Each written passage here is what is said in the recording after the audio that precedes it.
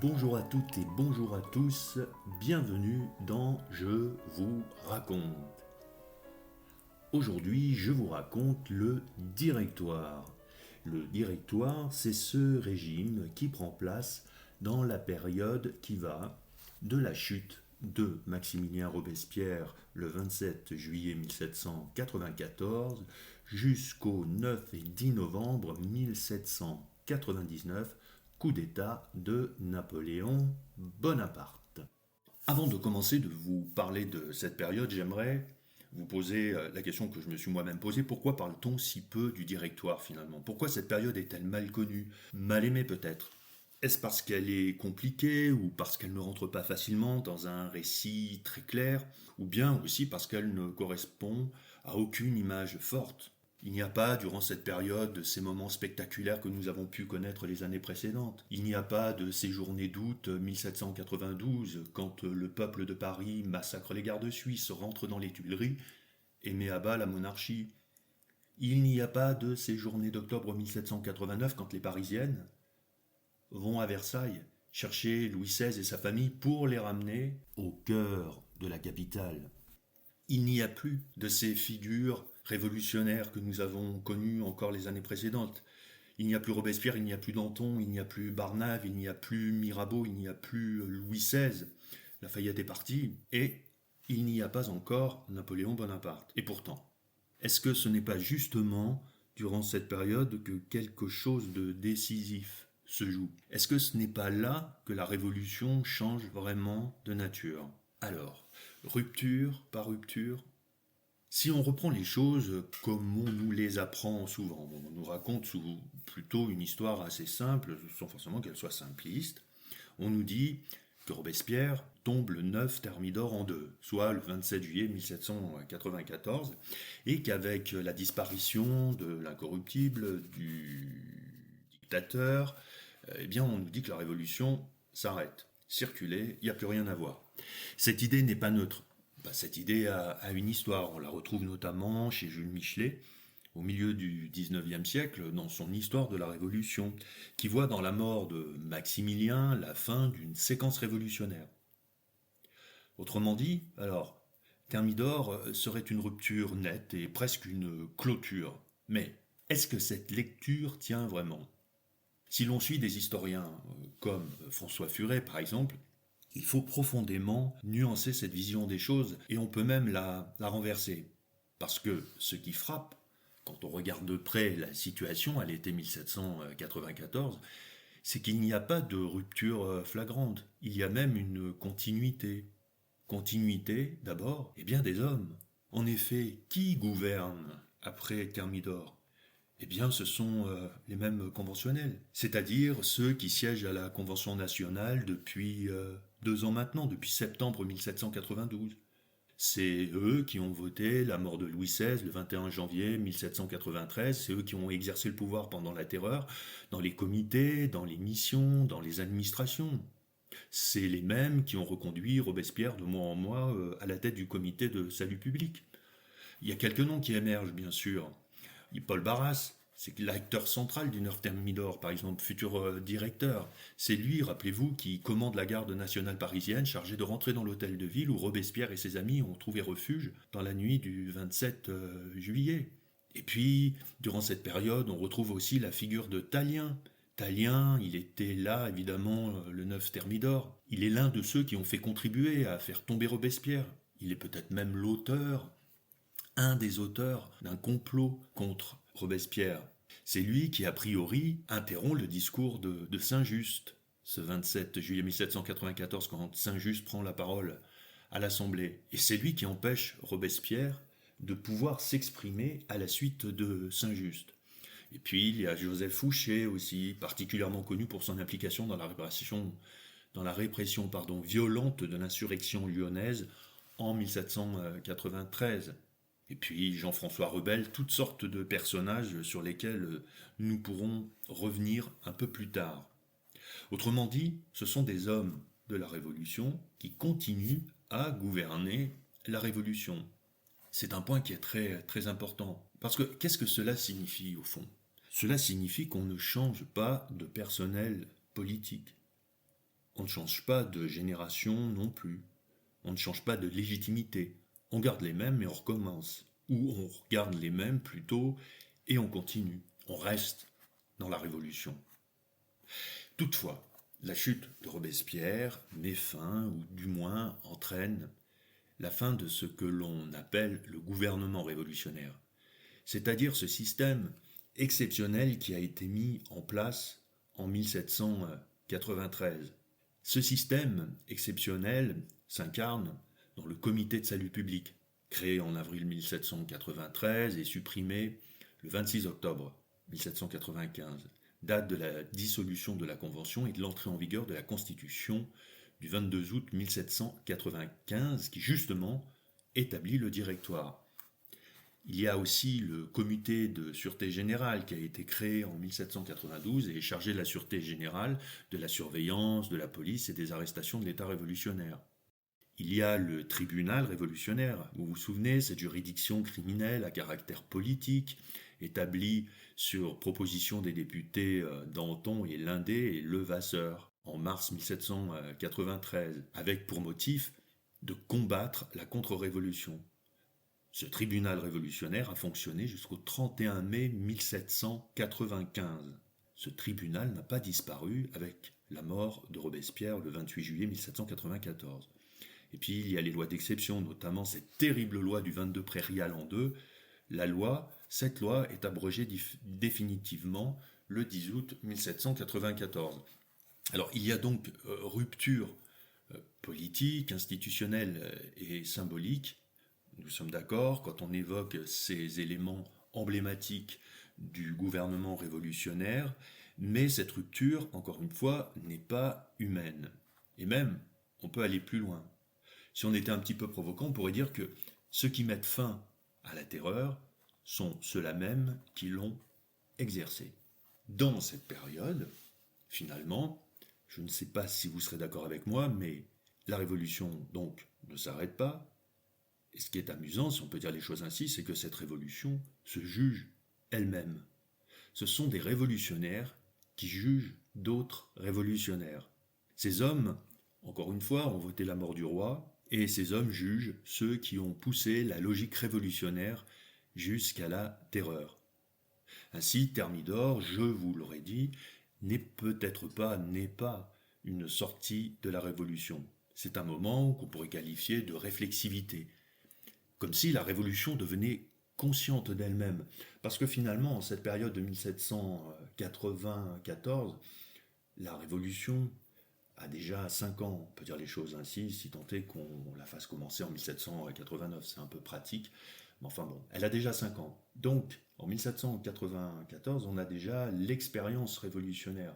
On peut se pencher sur les choses qui ont été faites durant ces 5 années. Nous ne sommes plus dans cette période davantage inédite des premiers temps de la Révolution, en 1788, 1789, encore peut-être 90, quand les députés, le personnel politique, pour parler de façon plus globale, étaient en période de découverte. Là maintenant, on peut se baser sur, pour le pire et le meilleur d'ailleurs, on peut se baser sur l'expérience. La révolution, de ce point de vue-là, est consciente d'elle-même. Elle peut prendre du recul, elle corrige. Mais encore une fois, elle ne s'arrête pas. Et là, une question se pose peut-être. Peut-on sortir de la terreur sans sortir de la révolution? Derrière cette question, il y a une tension forte. Il y a d'un côté la volonté d'en finir avec la violence, mais de l'autre, la volonté bien ancrée de préserver coûte que coûte les acquis de 1789. On ne veut plus de la terreur, mais on ne veut surtout pas le retour à la monarchie. On peut dire les choses encore autrement, on ne veut plus de Robespierre, mais on ne veut pas non plus de Louis XVIII, le comte de Provence, Louis XVIII qui depuis la mort de Louis XVII, qui n'a jamais été vraiment Louis XVII, en juin 1795, eh bien le comte de Provence, se présente comme héritier de la monarchie. C'est cette tension qui va structurer toute la période que nous allons maintenant évoquer un peu plus en détail. Et pour reprendre la formule attribuée à Lavoisier, chimiste, philosophe et économiste, guillotiné en 1794 en même temps que 27 anciens fermiers généraux, quelques mois justement avant Thermidor, comme disait Lavoisier, si c'est bien lui qui l'a dit, rien ne se perd, rien ne se crée, tout se transforme. Et d'une certaine manière, eh bien, cette formule s'applique parfaitement à la Révolution française. Thermidor ne détruit pas la Révolution, il la transforme. Et c'est cette transformation que nous allons maintenant essayer de comprendre. Il faut sortir de la terreur sans sortir de la Révolution. Après la chute de Maximilien Robespierre, le 9 Thermidor en 2, 27 juillet 1794, une idée s'impose immédiatement. Il faut en finir avec la terreur par le biais d'un processus. Et pour comprendre ce processus, il faut revenir très concrètement sur ce qu'était ce gouvernement révolutionnaire dont je vous ai parlé rapidement il y a quelques secondes. Ce gouvernement révolutionnaire, il est bon de le répéter, est véritablement structuré à partir de décembre 1793. À partir de décembre 1793, le pouvoir se concentre autour de plusieurs institutions, le comité de salut public, le comité de sûreté générale, le tribunal révolutionnaire et les représentants en mission qui sont envoyés en province. Et ce système repose sur des lois d'exception. Par exemple, la loi des suspects du 17 septembre 1793 qui permet d'arrêter toute personne jugée ennemie à la Révolution. Et puis la loi du 22 prairial en 2, la loi du 10 juin 1794 qui accélère les procédures du tribunal révolutionnaire, qui limite la défense des accusés et qui ouvre la voie à une justice, disons-le, expéditive. C'est cela la terreur. C'est tout à la fois un système politique, juridique et administratif. Alors, après Thermidor, que fait-on, que va-t-on faire de tout cela? Est-ce qu'on supprime tout? Est-ce qu'on garde une partie ou bien qu'est-ce qu'on fait? Eh bien, on va démonter tout ça, ce système, mais on va le faire progressivement. Ainsi, dès l'été 1794, les comités perdent de leur pouvoir. Le comité de salut public est renouvelé, affaibli. Le tribunal révolutionnaire, lui, voit son activité diminuer. Les exécutions baissent fortement après août 1794. Et surtout, symbole très fort, le club des Jacobins est fermé le 12 novembre 1794. Or, le club des Jacobins était un centre politique majeur de la Révolution, un lieu de formation de l'opinion révolutionnaire. Et puis, sans parler d'épuration, parce que c'est un terme peut-être un peu trop contemporain et mal adapté à la période, on juge néanmoins certains acteurs de la terreur. Citons deux exemples. Celui de Jean-Baptiste Carrier, qui était responsable des terribles noyades de Nantes, qui est jugé et exécuté en décembre 1794, et le célèbre Fouquier-Tinville, accusateur public du tribunal révolutionnaire, qui lui est guillotiné en mai 1795. Donc là, on voit bien l'inclinaison suivante. La Révolution juge ses propres excès, mais de façon, somme toute, sélective. C'est pour ça qu'il n'y a pas vraiment épuration. On condamne seulement certains acteurs, mais pas le système dans son ensemble. Pourquoi? Parce que ceux qui jugent sont aussi ceux, nous l'avons dit, nous le répétons, qui ont participé à certaines de ces exactions de près ou de loin, qui les ont soutenues ou qui ont fait silence quand ils auraient pu manifester un avis contraire. Donc on corrige sans renier, sans revenir en arrière. À ce titre, Thermidor n'est pas une rupture morale totale, c'est une réorientation politique. Et d'ailleurs, on ne dit pas la révolution s'est trompée, on dit seulement la révolution est allée trop loin. Toujours ce langage, d'une certaine façon, de pureté concernant les révolutionnaires, avec toujours cette idée qui va courir encore longtemps après que les révolutionnaires ont disparu, qui consiste à dire la révolution, c'est pas ça, la bonne, c'est la nôtre. C'est pas celle qui est allée trop loin. Au départ, on avait de bonnes intentions, mais par la force des choses, à cause des événements, on n'a pas pu faire ce que l'on avait vraiment envie de faire. Il faut en effet maintenir la légitimité de la révolution et sortir de la terreur sans affaiblir la révolution elle-même. On a donc supprimé tous les instruments de la terreur. Mais on en vient aux circonstances. La guerre et ses répercussions militaires et politiques sont néanmoins toujours là. La révolution, elle n'évolue pas en vase clos. C'est pas seulement des débats, certes passionnants, à l'Assemblée, c'est la réalité. La France est toujours en guerre, depuis avril 1792. Donc là, ça fait 2 ans et demi, 3 ans que le pays est toujours en conflit avec les monarchies européennes. On en est à la deuxième coalition qui réunit la quasi-totalité des pays d'Europe contre cette pauvre France. Donc la guerre structure la période thermidorienne. Maintenant, si l'on quitte un petit peu les institutions, les lois, et si l'on regarde la société, ce que l'on remarque après Thermidor, c'est un mouvement de détente, comme un besoin de respirer. Après une période troublée, c'est un euphémisme. La terreur, ce n'est pas seulement des institutions, ça a été aussi une atmosphère qui est largement perceptible quand soi-même on lit des ouvrages à propos de cette période. Nous avons affaire avec une société sous la terreur, une société sous surveillance, avec une parole contrôlée, une peur permanente, alimentée par les acteurs mêmes de la Révolution. Rappelons-nous, puisque nous en parlons dans le podcast consacré à Robespierre, il n'est pas le seul, mais rappelons-nous des grands discours de Robespierre qui se montrent accusateurs, menaçants, et qui, la plupart du temps, et c'est ce qui va causer sa perte, fonctionne beaucoup avec des insinuations. C'est-à-dire qu'il met en accusation, mais il ne nomme jamais directement les personnes. Donc tout le monde, potentiellement, peut se sentir accusé. C'est-à-dire que n'importe qui peut penser que sa vie est en jeu, parce que à cette époque-là, être accusé par Robespierre, être dans le collimateur de Robespierre, si on peut dire des choses ainsi, ça signifie, à plus ou moins long terme, perdre la tête. Donc, cette période a fait naître un sentiment, on peut dire, le terme peut sembler excessif, mais bon, pourquoi pas, un sentiment de paranoïa généralisée. Impression que les ennemis sont partout.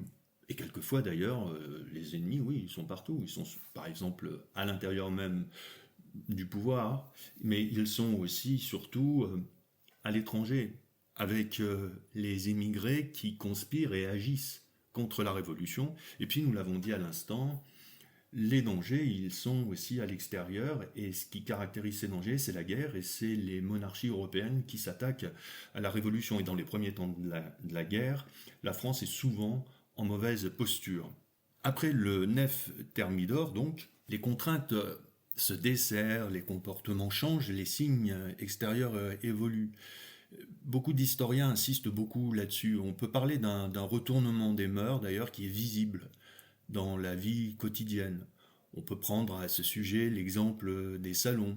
Sous la Terreur, les salons avaient disparu ou étaient étroitement surveillés. Mais après Thermidor, ils réapparaissent, notamment autour de figures féminines comme Teresa Tallien, qui était surnommée Notre-Dame de Thermidor.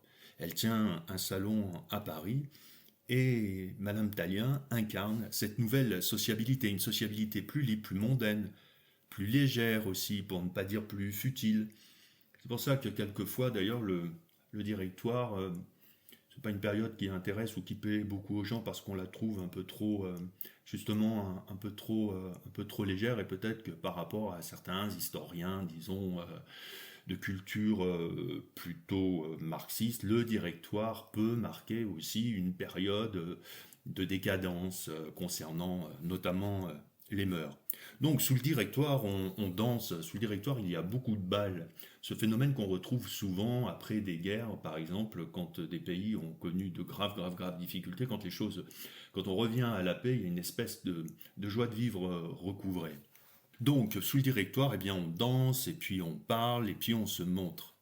Cette évolution politique marque une réaction contre l'austérité révolutionnaire, contre la vertu. Souvenez-vous, on en parle dans le podcast consacré à Robespierre, pardon. La vertu imposée par Robespierre. On est contre l'idée d'une société rigoureusement ou trop encadrée. On passe d'une morale de la contrainte à une culture du plaisir. Cela se voit dans les apparences, les vêtements changent et apparaissent ce qu'on appelle les incroyables et les merveilleuses. Toute une jeunesse dorée, privilégiée, qui a profité des acquis de la Révolution et qui affiche un certain goût pour l'excentricité. C'est l'époque des cheveux longs, des vêtements extravagants, des attitudes aussi provocantes.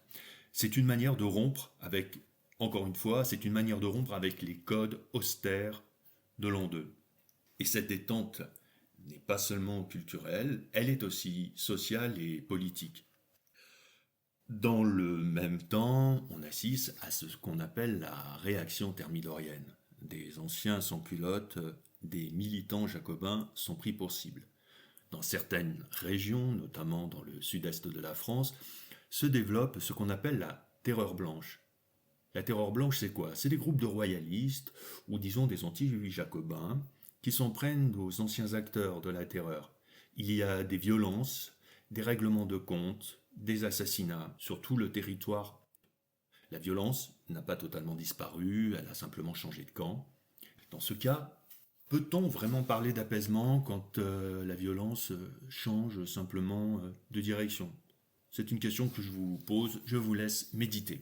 Autre élément important, la question religieuse. Sous la terreur, la politique de déchristianisation a profondément bouleversé la société. On a fermé les églises. Il y a cet épisode dont nous parlons dans le podcast, encore une fois, de Robespierre sur le culte de la raison, le culte rendu à l'être suprême en juin 1794, quand Robespierre se présente un peu beaucoup comme le grand prêtre de la Révolution. C'est peut-être une des manifestations publiques qui a causé sa perte. Après Thermidor, on revient à une certaine tolérance du point de vue de la religion, les églises rouvrent progressivement, le culte catholique reprend, souvent de manière informelle d'ailleurs, mais sans que l'État abandonne totalement le contrôle. On est dans une situation intermédiaire, ni persécution systématique, ni liberté totale. Enfin, on peut peut-être dire un mot sur la culture au sens large. Eh bien, disons que on ne peut pas développer ici, le théâtre est florissant, la presse revit, il y a une forte production artistique, et tous les champs d'expression artistique connaissent un fort renouveau. Peut-être aussi parce qu'il y a moins de censure directe, même s'il y a toujours cette surveillance. Le pouvoir reste méfiant. Là encore, on retrouve cette idée de tension entre liberté et contrôle.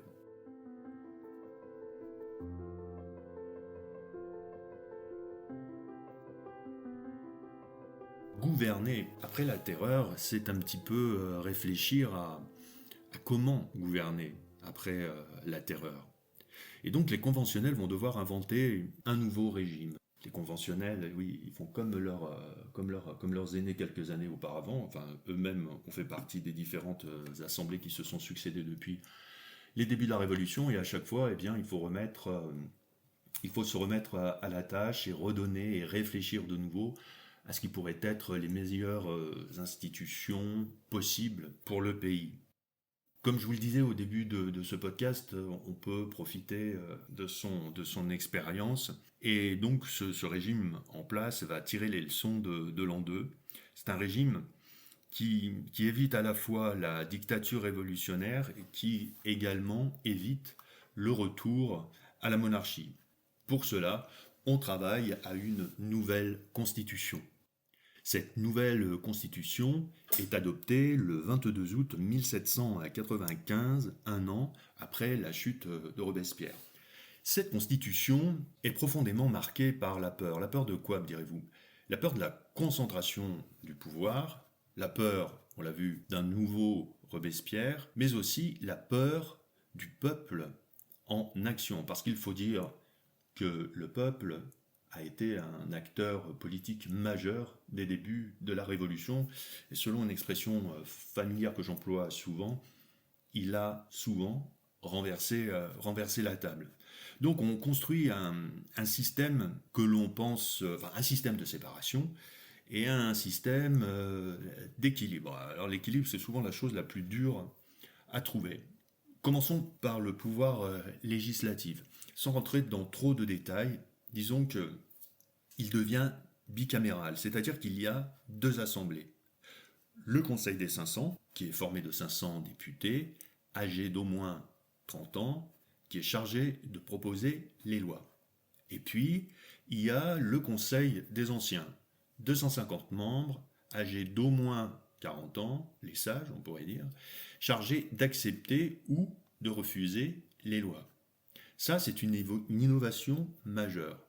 On rompt avec l'assemblée unique que l'on a connue précédemment, c'est-à-dire la Convention qui pouvait être perçue comme dangereuse, car influençable, sujette aux emballements, et finalement deux assemblées, cela permet de ralentir aussi le profil législatif face à une convention qui pouvait être aussi perçue comme trop rapide. Concernant l'exécutif, autre innovation majeure, eh bien comment on se méfie de l'homme seul, comment on se méfie de l'homme providentiel. Ça, c'était une crainte qui est très vite exprimée dès les débuts de la Révolution.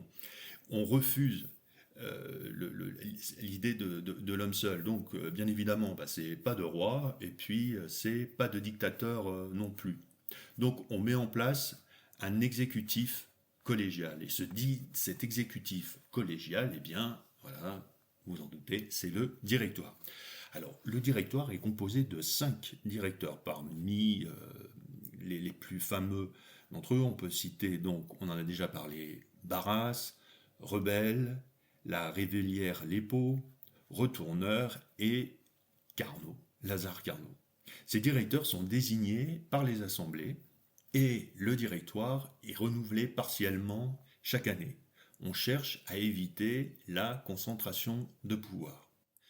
Mais, cela a une conséquence, c'est que ça rend le pouvoir exécutif faible, fragmenté, divisé, souvent instable. C'est une des fragilités structurelles de ce régime. Autre élément essentiel, le système électoral, il repose sur le suffrage censitaire, ce qui veut dire que tous les citoyens ne votent pas. Il faut payer un certain niveau d'impôt pour participer aux élections. Donc, on exclut les plus pauvres, et notamment une grande partie des anciens sans-culottes.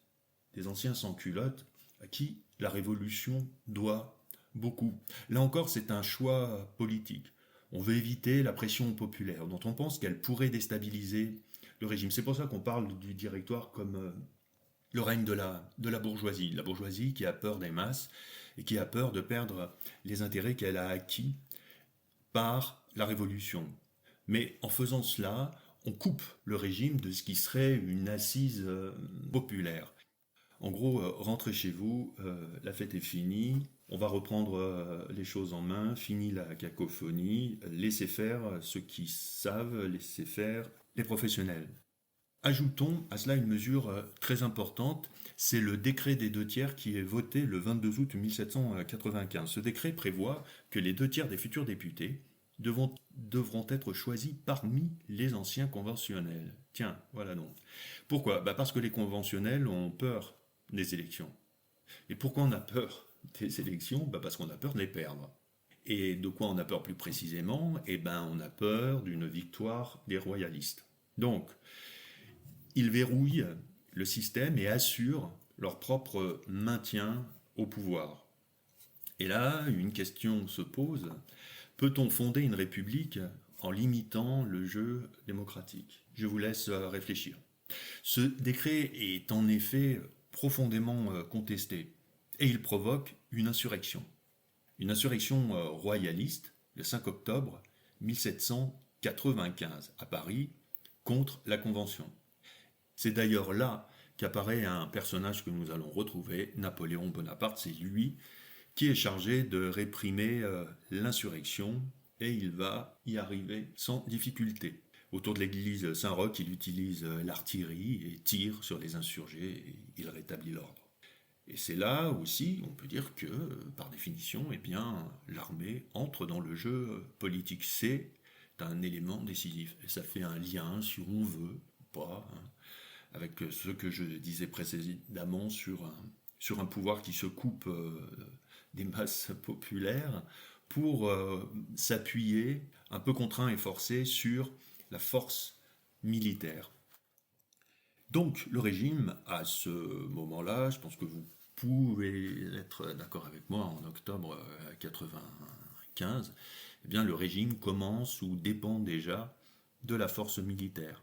Alors, pour conclure cette partie, disons que le directoire naît, on est d'accord, du point de vue des dates, en 1795, grâce à la nouvelle constitution qu'il met en place, et qu'il tente l'équilibre entre l'ordre et la liberté, l'autorité et la représentation, la révolution et la stabilité.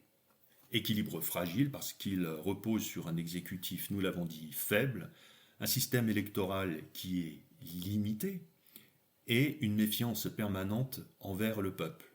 Et donc, déjà, en 1995, dès le début du règne, un recours à l'armée.